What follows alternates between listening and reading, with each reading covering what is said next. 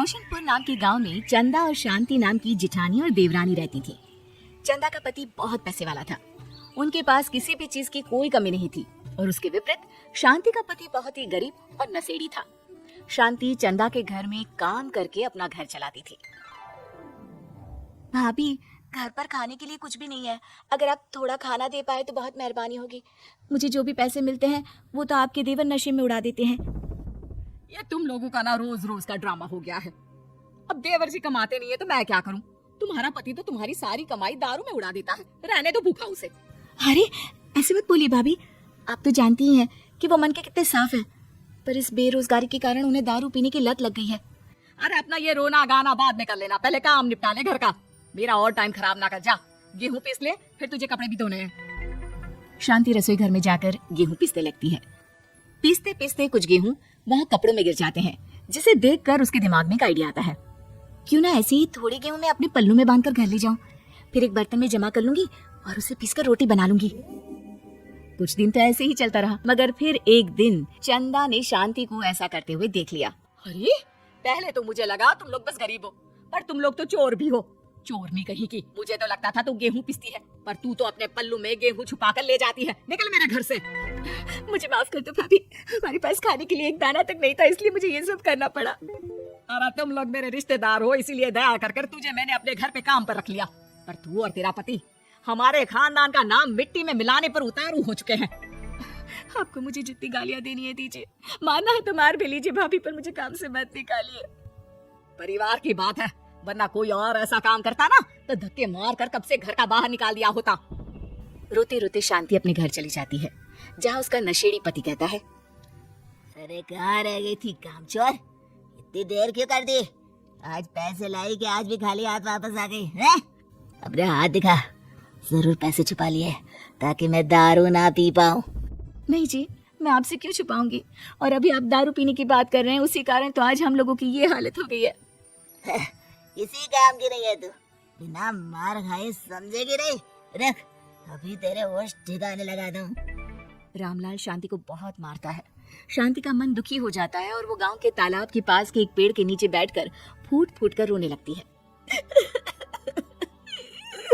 मैंने कभी किसी का बुरा नहीं किया, फिर भी भगवान मेरे साथ ऐसा क्यों कर रहा है? तो रामलाल जी की फिक्र करती हूँ, फिर भी उन्होंने मुझे इतना मारा।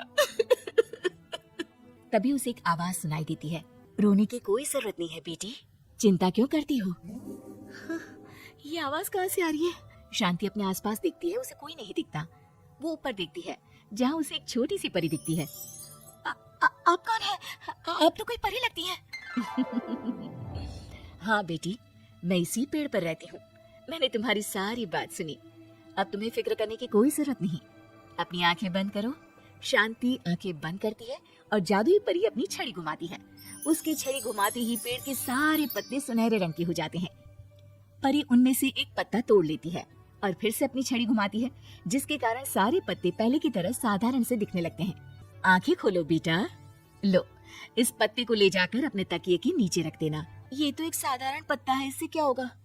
ठीक है, अगर आप कहती हैं तो मैं इसे रख लेती हूँ। शांति उस पत्ते को लेकर अपने घर जाती है और अपने कमरे में तकिए के नीचे रखकर सो जाती है। सपने में उसे वही पेड़ वाली जादुई परी दिखाई देती है। बोलो शांति, क्या चाहिए तुम्हें?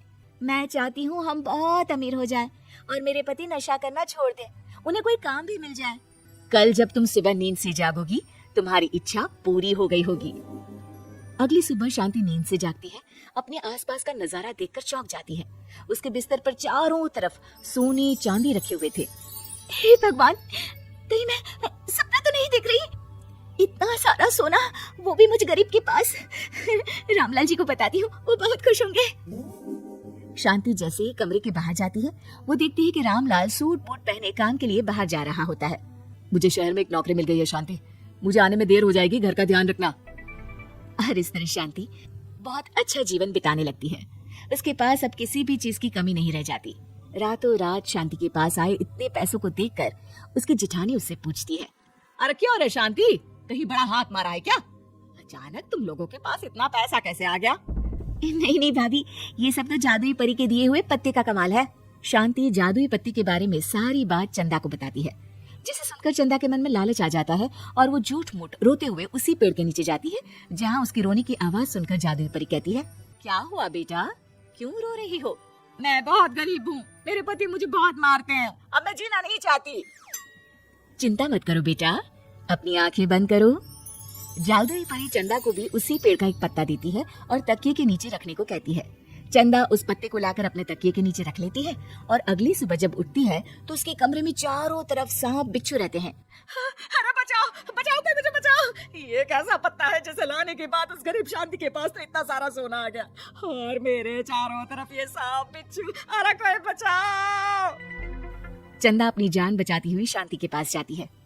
चलिए भाभी, मुझे लगता है आपके घर में सांप बिच्छू को बस जादुई परी ही हटा सकती है। दोनों मिलकर जादुई परी के पास जाते हैं। ये सब तुम्हारे बुरे इरादों का नतीजा है चंदा। तुम झूठ मूठ बस पैसे के लालच के कारण यहाँ आकर रो रही थी, इसीलिए तुम्हें जादुई पत्ते ने उसकी सजा दी।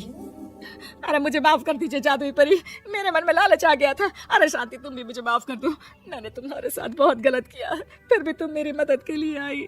चंदा को अपनी गलती का एहसास हो जाता है, इसलिए जादुई परी उसके घर से सारे सांप बिच्छू को गायब कर देती है। चंदा और शांति आप